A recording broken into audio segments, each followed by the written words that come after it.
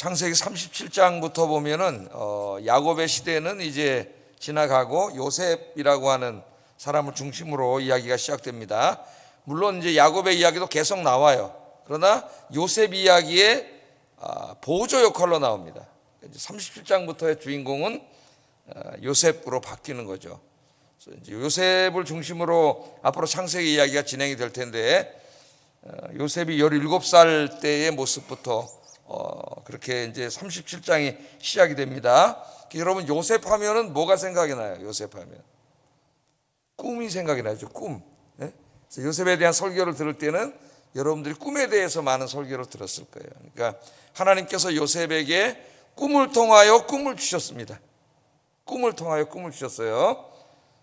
지금 이제 21세기 성경 계시가 완성된 이 시대에는 하나님이 무슨 꿈을 통해서 꿈을 주시지는 않겠죠. 물론 그런 경우가 있을까요? 굉장히 신비한 경우가 있을지 모르지만, 하나님께 이제 기도하는 중에 혹은 예배 드리는 중에 말씀을 묵상하는 중에 하나님께서 내 마음속에 확 꿈을 주시는 거죠. 그죠? 막 그 일을 통해 가슴이 설레게 하시고 막 내가 이것을 통해서 하나님께 영광 돌리고 싶고, 그런 마음을 이렇게 강하게 주는 거죠. 이제 그 꿈은 연령에 비해서 또 다 다를 수도 있습니다. 그래서 요셉 하면 이제 이 꿈이 생각이 나는데, 17살 때 이제 하나님 요셉에게 꿈을 통해서 꿈을 주셨어요. 그래서 오늘 이 새벽에 나와 기도하시는 여러분들에게도 꿈을 주시고, 또 여러분의 자녀들, 손주들 위해서도 우리가 기도해야 되겠죠. 하나님이 꿈을 주실 줄로 믿습니다. 그래서 말씀을 좀 한번 묵상해 보겠습니다. 오늘 아침에는 이제 두 가지를 생각을 해보려고 그러는데요. 하나는 하나님께서 이제 37장부터 12아들이 있었는데, 왜 그 11번째 아들인 요셉을 하나님께서 택하셔가지고 이 구속사를 이루어 가시는가 하는, 그 요셉은 도대체 어떤 사람이었을까 하는 그것을 이제 오늘 이 작은 에피소드 하나를 가지고 좀 생각해 보려고 하고, 하나님께서 17살에게 요셉에게 주신 꿈에 대해서 좀 간단하게 묵상하려고 합니다. 자, 2절부터 보면은 이제 그 요셉 이야기가 시작되는데, 이렇게 시작을 합니다. 2절 한번 읽어보겠습니다. 여러분 성경을 보시고 한번 2절 읽어보겠습니다. 시작.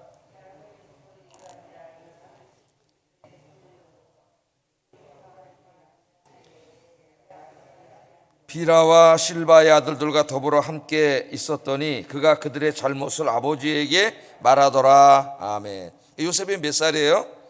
17살이니까 우리나라 나이로 하면 고등학생 정도 되는데, 이미 뭐 이 시대에는 이제 성인이라 할 수 있겠죠. 청년의 나이가 됐을 때, 11번째 아들입니다. 청년의 나이가 됐을 때 이야기인데, 아버지인 야곱이 이제 요셉에게 어떤 일을 시켰냐면은 형들하고 가서 양을 치는 일을 시켰어요.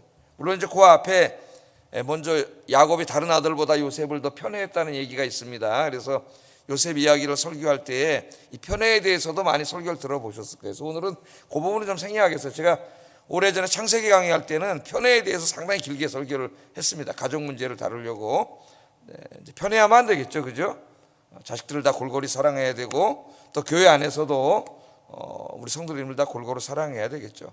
편애는 가정에도 굉장히 심각한 그 자녀들에게 상처를 남깁니다. 그래서 편애하지 말고 골고루 사랑해야 된다. 오늘은 이제 그거는 이제 자세히 다루진 않겠어요.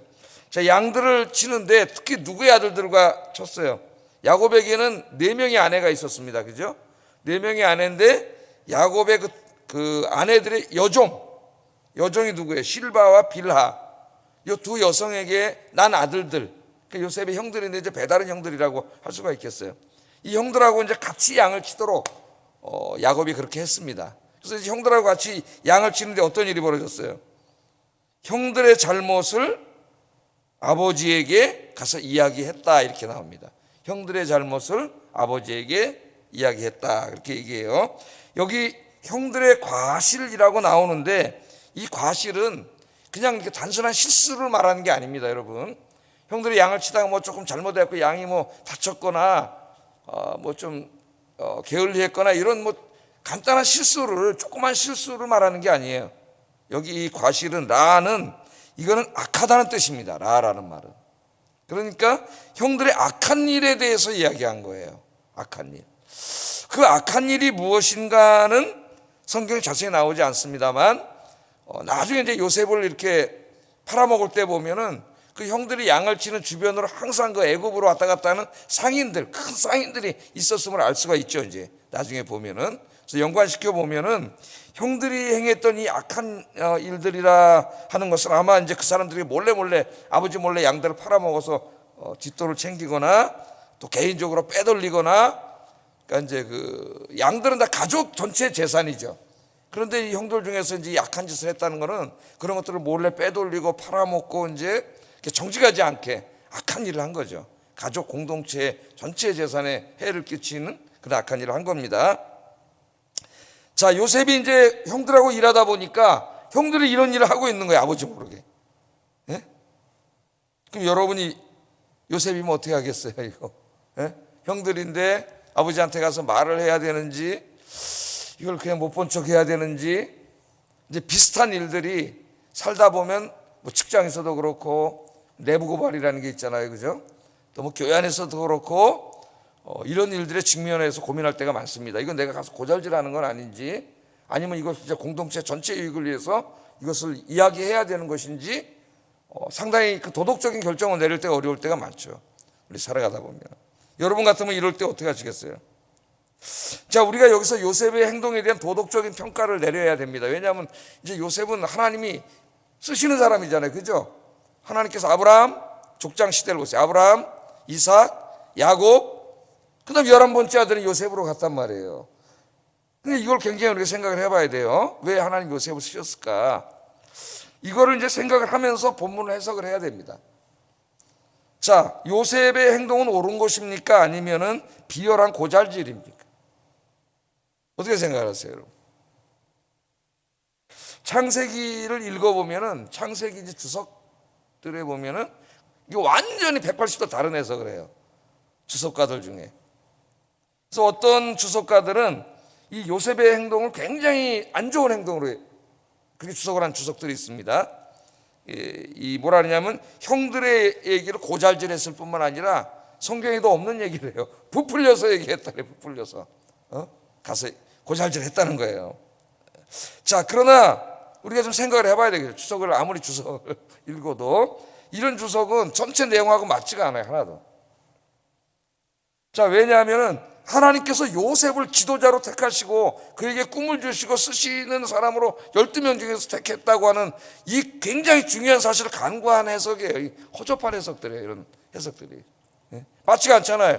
그럼 요셉이 그렇게 비열하고 고잘질하고 막 없는 얘기도 부풀려가지고 아버지가 자기가 편애하는 거 믿고 막 그냥 형들 자기한테 막 잘 안 해주면 가서 막 고잘질하고 막 일하고 이런 사람이었다면은 하나님이 어떻게 그런 사람을 12명 중에서 뽑으셔가지고 앞으로 하나님의 계획을 이루어갈 사람으로 뽑으셨을 수 있을까요?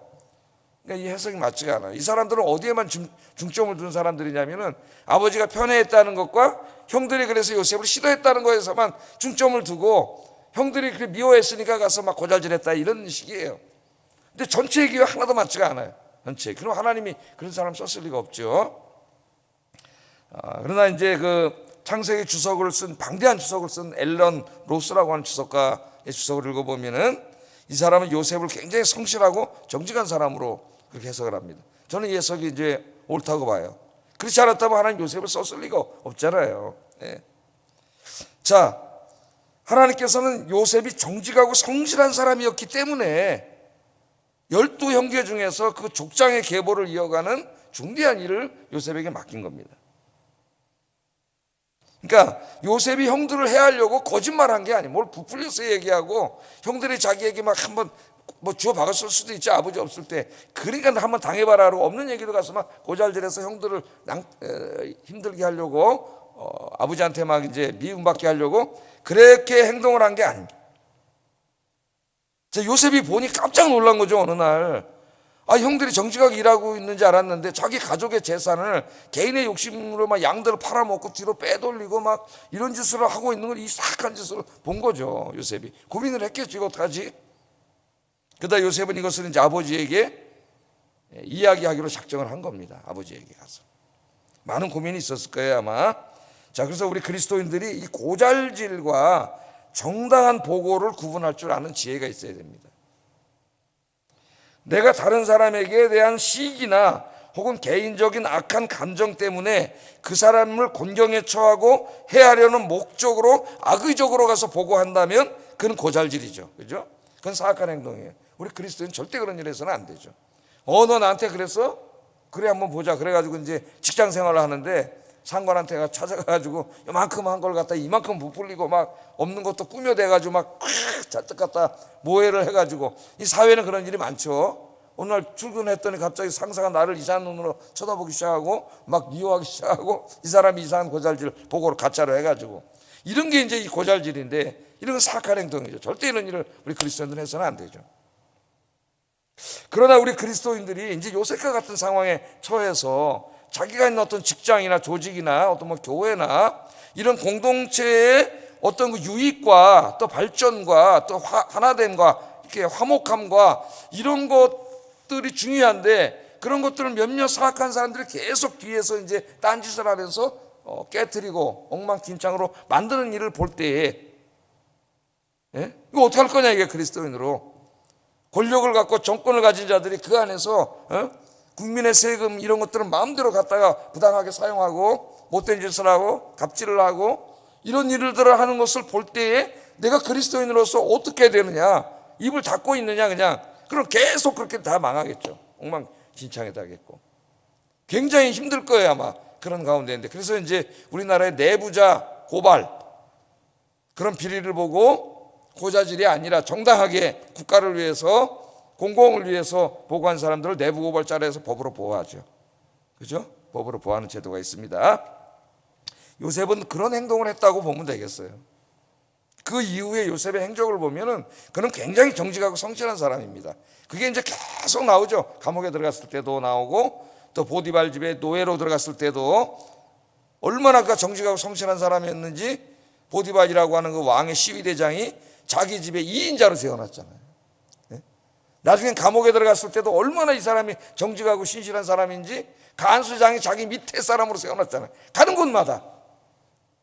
그러니까 여기서 요셉이 고잘질을 했다고 해석한 주석들은 정말 엉망진창인 주석.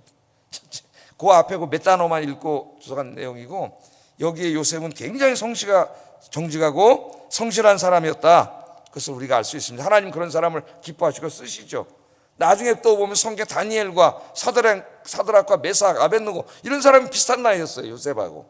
근데 바로 그 친구들이 그런 사람이었잖아요. 정직하고 성실하고 진실하고 하나님을 경외하는 사람.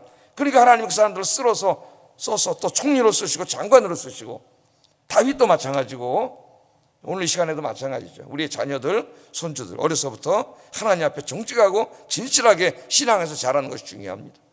하나님 그런 사람들에게 관심을 갖고 계세요. 그런 사람들이. 우리 자신도 마찬가지입니다.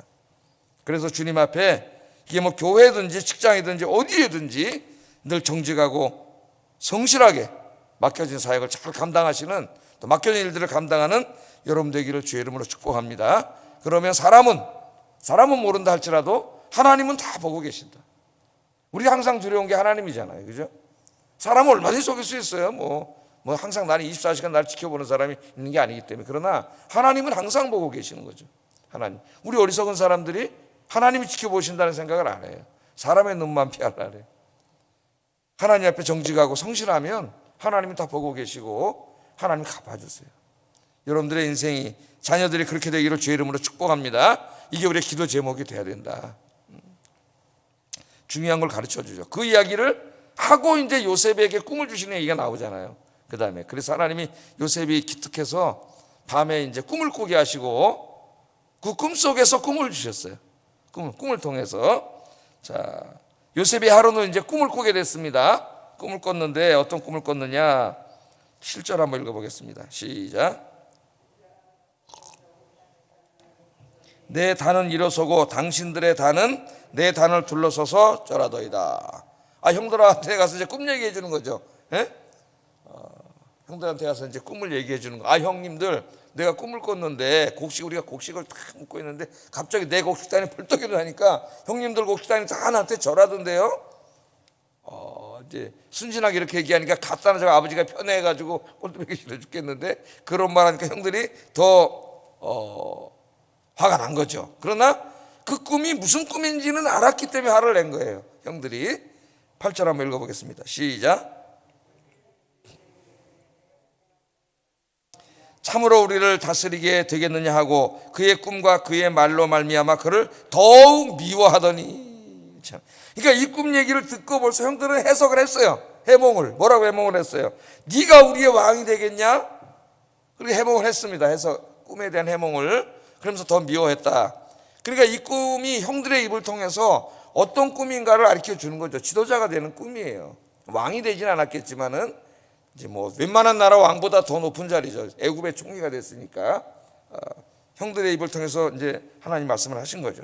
근데 이제 그걸로 끝났는 줄 알았는데 아마 그걸로 끝났으면 그냥 어쩌다 한번 우연히 꿨나 보다 그렇게 생각했을 수도 있을 겁니다. 아마 요셉도. 그런데 또 꿈을 꿨어요. 또 꿈을 꿨다는 거는 요셉에게 또 확실하게 이걸 가르쳐 주기 위해서 꿈을 꾼 거죠. 하나님께서. 9절 한번 읽어보세요. 이번에 또 어떤 꿈을 꿨는지 한번 9절 읽어보겠습니다. 시작.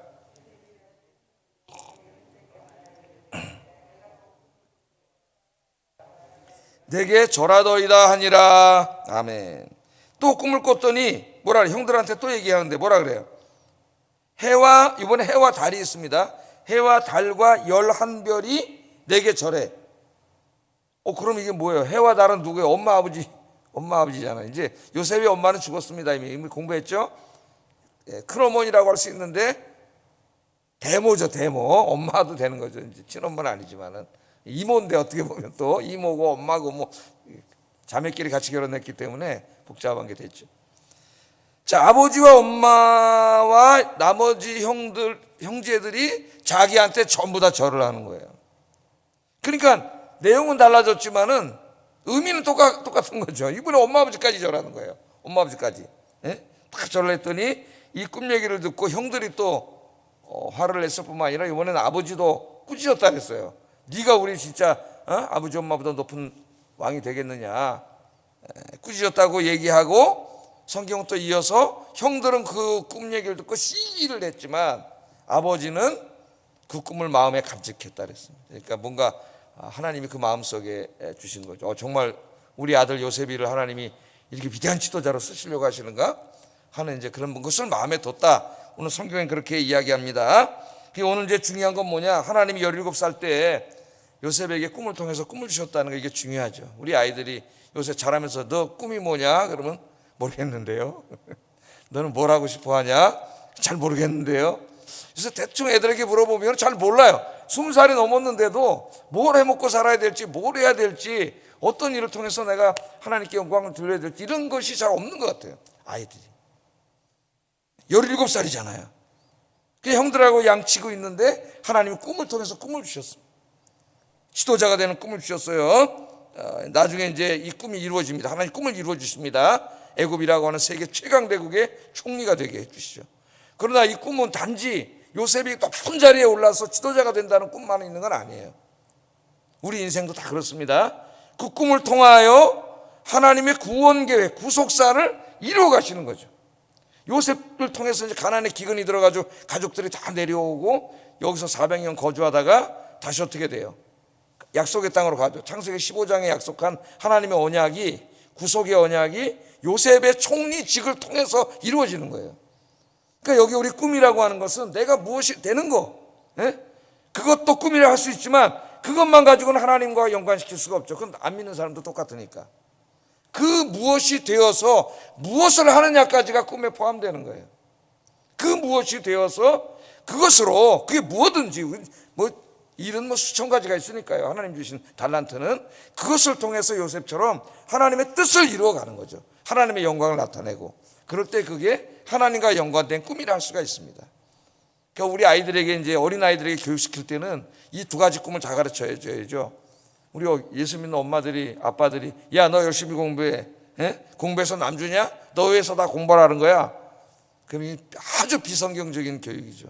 그러니까 애들이 공부하고 열심히 출세하고 돈 벌어서 너를 위해서 하라 그랬으니까 자기 위해서만 다 쓰는 거예요. 그 미국의 유명한 필립스 아카데미, 기독교인들이 세운 최고의 사립학교에서는 공부해서 뭐예요? 쉽게 얘기하면은 공부해서 남주자예요. 공부해서 남주자. 다른 사람을 섬기고 봉사하기 위해서 네가 열심히 공부해야 된다. 하나님의 영광을 위해서 열심히 공부해야 된다. 꿈을 가져야 된다. 의사가 된다. 그러면 의사가 돼서 뭐 하려고요? 돈 많이 벌고 큰 집 짓고 그러려고요? 그럼 안 믿는 사람하고 뭐가 달라요? 물론 의사가 되려고 열심히 공부해야 되지만은 내가 의사가 돼서 정말 슈바이처처럼 이 병으로 고통당하는 사람들을 다 고쳐줘야지. 이게 이제 꿈이 되는 거죠. 하나님이 주시는. 내가 이제 막 제약회사를 들어갔다 그러면은 내가 여기 들어가서 열심히 일해가지고 저 사장 자리까지 올라야지. 물론 그러면 또 꿈일 수 있지만 그건 안 믿는 사람도 다 꾸는 꿈이죠. 내가 이 약학을 공부해가지고 이 새로운 약을 개발해가지고 그잖아요. 이 코로나19 바이러스 이 완전히 그냥 예방할 수 있는 백신을 만들어가지고 이 병으로부터 사람들을 구원하고 또 완전한 치료제를 만들어가지고 다 병 걸린 사람 치료해야지. 이러면 하나님이 주시는 꿈이 되는 거예요. 이게 꿈. 내가 가진 일을 하는 일, 달란트, 전공을 통해서 하나님과 하나님 만드신 이 나라, 이 인류를 유익되게 하는 게 이제 비전이 되는 거죠. 뭐 제가 이제 코로나 때문에 그런 비근 예를 들었습니다만 의사 이게 모든 일이 마찬가지. 어떤 사람은 비즈니스에 대한 꿈을 가지고 내가 비즈니스를 해서 하나님께 영광 돌리겠습니다. 그래서 그 비즈니스를 통해서도 하나님께 영광을 돌리고 얻은 수익을 통해서 선교하고 교회도 짓고 어려운 사람도 도와주고 이게 하나님을 향한 꿈이 되는 거죠. 어떤 일을 하든 17살 때 하나님 요셉에게 꿈을 주셨는데 오늘 오신 분들은 이제 우리 청년도 여기 한 명 있지만 참 귀한 청년이죠. 새벽에 기도하시고 여러분 자녀들 손주들 하나님 이 그 가슴 속에 꿈을 주셔서 하나님 앞에 요셉처럼 크게 쓰임받는 자녀들 되게 해달라고 기도하시기를 주의 이름으로 축복합니다. 이 굉장히 중요한 기도예요. 뿐만 아니라 그럼 나는요. 저도 이제 60인데 저는 목회자가 됐기 때문에 현역으로 있을 시간은 목회를 향한 꿈입니다. 한 10년 정말 하나님이 이제 여기 새로운 아파트도 들어오고 이럴 때 하나님께서 아직도 가슴이 불타게 하고 설레게 하는 꿈이 있어요. 이 꿈을 가지고 기도할 때 하나님 꿈을 이루어 주세요. 그런 기도도 하고 또 은퇴한 이후에 몇 살 더 살지 모르지만은 제가 이제 더 공부하고 연구하고 뭔가 좀 이렇게 남기고 싶은 글도 있고 그러니까 어떻게 은퇴도 빨리 하고 싶어. 그 일도 하고 싶기 때문에 꿈 여러분에게는 또 여러분 각자가 다 다르잖아요. 아예 제 나이에 무슨 꿈이에요? 그런 분 있습니까? 제가 한번 소개해 드릴게요. 사진을 제가 준비를 못 해왔는데 여기는 사진이 있는데 그 이름이 뭐더라? 여기 이름이 써 있는데 김옥래라고 하는 할머니예요. 김옥래. 김옥래 할머니인데 이제는 80이 넘으셨죠. 근데 이분이 이제 그 꿈이 있었답니다. 꿈이 뭐냐면 어렸을 때 소녀 때 시인이 되고 싶은 꿈이 있었대요. 시인인데 집안이 너무 찢어지게 가난해가지고 초등학교도 제대로 못 갔다는 거죠. 시골에서. 그러다가 어떻게 14살 때에 이제 옛날에는 야학이라는 게 있었잖아요. 대학생들이 막 가서 이제 한글도 가르쳐주고 중고등부 이제 공부도 가르쳐주고 그런 야학이 있었어요. 저도 공부해 본 적이 있는데 이런 분들에게서 이제 14살 때 가서 비로소 간신히 한글을 뗐대. 한글을 14살 때. 그리고 이제 꿈을 키우려고 했는데 너무 가난하니까 그렇게 살다가 결혼해가지고 자식을 7남매를 낳습니다. 이 할머니가 7명의 자식을 낳으니까 이거 뒷바라지 하느라고 이제 그렇게 사셨겠죠. 그런데 이제 남편이라도 좋아야 되는데 남편은 또 불량한 남편을 만나가지고 고생 다 하고 혼자 7남매를 키우느라고 고생하다가 할머니가 됐고 그 소녀 때부터 간직하고 있던 시인이 되고 싶은 꿈을 이루지 못한 거예요. 이 할머니가. 여러분 그런 꿈이 있나요? 그 어머니들 우리 자녀들 가르칠 때 그런 얘기를 합니다. 젊은이들에게 네 엄마 아빠의 꿈이 뭔지 한번 물어본 적 있냐? 엄마 아빠의 꿈.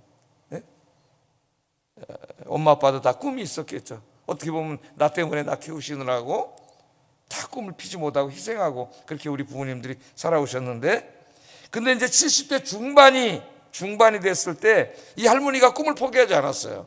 자식들 다 키워놓고 70대 중반에 목포 분인데 목포에 있는 공공도서관에 나가서 시를 배웠답니다.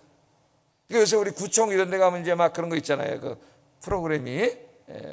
옛날에 구청이 없을 때는 교회에서 좀 했었어요. 제가 있는 교회도 노인대학이라는 걸 해가지고 제가 그 담당이었었는데 거기서 이제 노인들 취미나 이런 꿈을 이루어지는 걸 많이 있었습니다. 시를 배워가지고 81세가 되던 해에 드디어 시집을 냈어요. 이 할머니가 꿈을 이룬 거죠. 예? 첫 시집을 발간했습니다. 시집의 이름인데 시집을 내면 돈이 좀 있어야 되잖아요. 유명한 시인이 아닌 이상은. 그래서 이 시를 가르친 분이 이대흠이라는 시인인데, 다른 사람들하고 이 할머니가 이제 사연이 안타까워 돈을 모아가지고 시집을 내줬대요. 이게 뭐냐, 나의 바다라는 시집을 내줬는데, 내가 거기 한편 시를 보니까 시가 너무 시를 잘 쓰시더라고. 쉽게 짝사랑, 81세 할머니가 쓴 짝사랑이라는 소녀의 감정이 나타나요. 여기 보면 뭐라고 시를 졌냐면, 모르리 그대 내 마음 모르리, 양떼 몰고 가다 말고 그대 얼굴 보고파, 숲에 숨은 내 마음 모르리. 이게 굉장히 시를 잘 쓰시는 쉽게 그런 할머니예요. 그래서 이 할머니는 시를 쓰면서 평생의 한을 이루었다. 그러니까 한이 뭐야? 꿈이지. 꿈을 이루지 못한 한. 꿈을 이뤘다. 우리 장로님도 여기 계신데, 장로님 개인 얘기지만 다 아시니까, 우리 장로님도 이제 사시다가 늦게 공부를 하셨어요.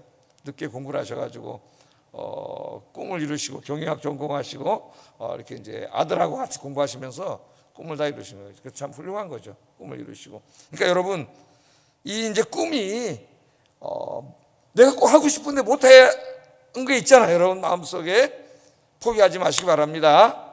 갈렙도 85세에 꿈을 이루고 그 헤브론을 개척해서 하나님께 영광을 돌리지 않았습니까? 여러분 마음속에 있는 그 소박한 꿈, 기도하면 하나님 그 꿈도 이루어 주실 줄로 믿습니다. 그리고 하나님 앞에 갈 때까지 신앙적인 꿈, 내가 성경은 꼭 매년 1년에 한 번씩 일독해서 주님 앞에 갈 때까지 꼭 읽겠습니다. 여러분처럼 새벽 기도하시는 분들은 내가 새벽에 나와서 나라와 민족과 교회와 복음을 위해, 목회자들을 위해, 성도들을 위해 내가 중보 기도하는 사명을 내가 감당하겠습니다. 내가 1년에 한 명씩은 꼭 전도하겠습니다. 이런 건 하나님을 향한 꿈이죠. 신앙적인 꿈. 어쩌면 그 꿈은 우리 모두에게 주신 꿈이에요. 사실은 그리스도인들에게. 이런 꿈들을 여러분 가슴에 가지면 가슴이 설레요.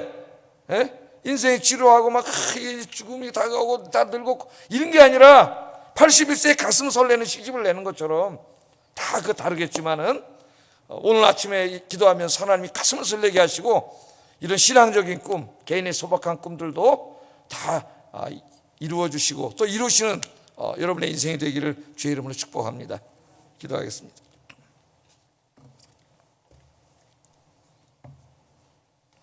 두 가지 기도하겠습니다. 하나님께서 주신 꿈을 주시고 그 꿈을 가슴에 품고 기도하면서 하나님과 함께 꿈을 이루어가는 삶이 되게 하소서. 요셉처럼 정직하고 성실한 삶을 살게 하시고 하나님께 인정받고 쓰임받는 인생이 되게 하소서. 기도하겠습니다. 사랑과 은혜가 충만하신 아버지 하나님,